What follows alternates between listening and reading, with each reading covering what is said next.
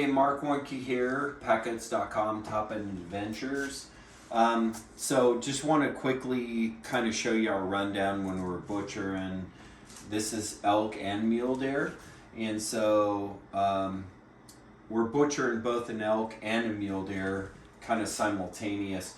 This is our grind, and as far as how we do our burger, we mix smoked bacon ends in there, and we find that it gives a little bacony flavor, and it just is one of the best like fat additives. As far as the mule deer goes, and that's our elk. And then as far as the mule deer goes, I don't love mule deer flavor wise, and so what we do is we just literally butcher the whole thing other than the back straps for canned meat. And if you haven't done canned meat before, I'm telling you, it is ambrosia. So good, like up to a 5-year shelf life on the counter, unrefrigerated, and it's a pretty easy process. You just pressure cook it, and there's other people that know way more than I do about pressure cooking, so you can learn that from them. But we just cube everything up, we cut out the back straps, we make those into steaks, and then I literally pressure can the entire mule deer. So we just cube it up, and it's pretty simple, and this is the breakdown. As far as over here, this is Cabela's model meat grinder. I believe it's like the one horse or something like that. It's not their base model, it's their, you know, kind of mid to high level, and we've used this for years now. Storm, hush, good boy.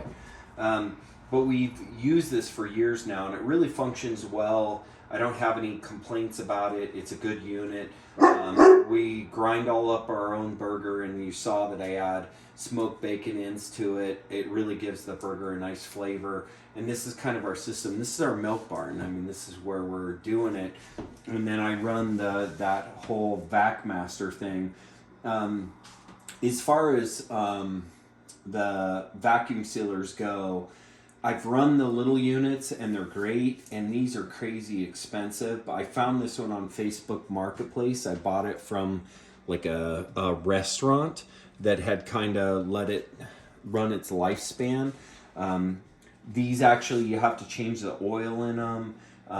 They're really, really professional grade, and they work great. The negative side of this Vac-Master is that it's ridiculously heavy. This is a 2-person carry unit. One person carrying this is almost literally like risking like back issues. I think this thing weighs over 200 pounds. It's really, really heavy. I think they've advanced them. This is an older unit, but I picked it up for $500. I think new units are like 2,000. They're stupid expensive, but they're really, really good. I highly recommend them. At the same time, spending $2,000 on a vacuum sealer seems ridiculous. Again, I got mine for $500 because I looked for them used. So that's kind of our system. I just wanted to share with you what we do. I really want to encourage you to think about the aspect of pressure canning. So when you pressure can meat, it turns into like the most tender, delicious. You add a little salt so it's salty, and you can open the can and literally eat it right out of the can.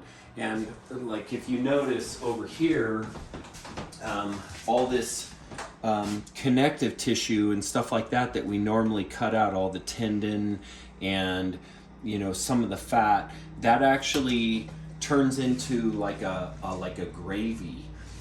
So when the pressure canning process, it breaks that down and becomes what's the word, honey? Collagen. So the collagen mixes in with the meat, and so you have this really amazing, salty, super tender, like you can put it on a tortilla and you can add barbecue sauce. It's like this instant meal. One of the things that we love about the pressure can meals is you can like warm up potatoes or do instant potatoes and then just add this meat with it, and it's like a really quick dinner. Super, super good. So I can't recommend like canned meat enough. It's also what we do with goat. But any kind of meat that you're concerned about being lacking tenderness or flavor, canning it makes it not only long-term storage, but it also makes it super flavorful and out of the can edible. So I just kind of wanted to quickly show you our process. Again, having the milk barn and this space to do it in, we feel really blessed to have it. And again, using smoked bacon ends on your burger is gold.